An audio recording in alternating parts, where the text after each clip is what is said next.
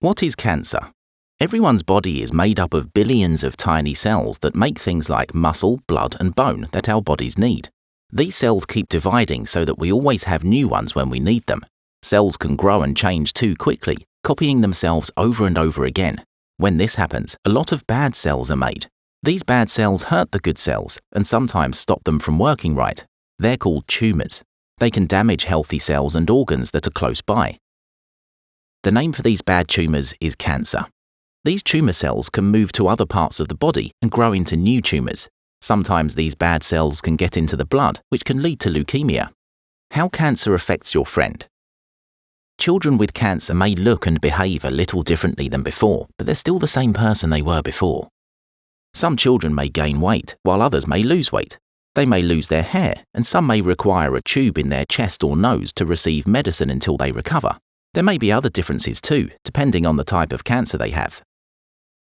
Sometimes your friend will be too unwell to come to school, and other days they may only come for a short period of time.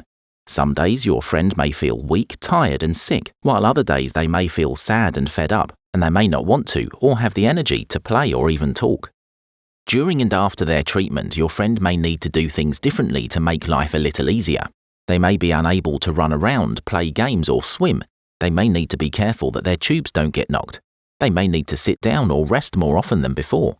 They may feel fine one minute and then feel extremely ill the next, needing to go home quickly. Most children finish their treatment, their hair grows back and their bodies begin to get better. How you can help your friend with cancer. While your friend is away from school, some ideas to help them are: create a book in which everyone can sign and write messages in and send it to your friend.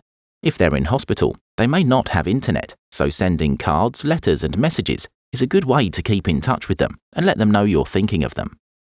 Send photos of your work with your notes so that they can keep up with any schoolwork if they're feeling well enough.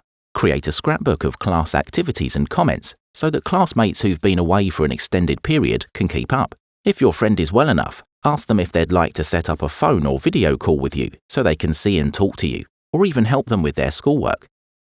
When they come back to school, your friend may need a little help. Keep an eye on your classmate. Tell a teacher or take them to the medical room if they begin to feel tired or unwell. As a friend group, help them in getting around the school safely. Take turns carrying their bags and protect them from the rough and tumble of school corridors and playgrounds.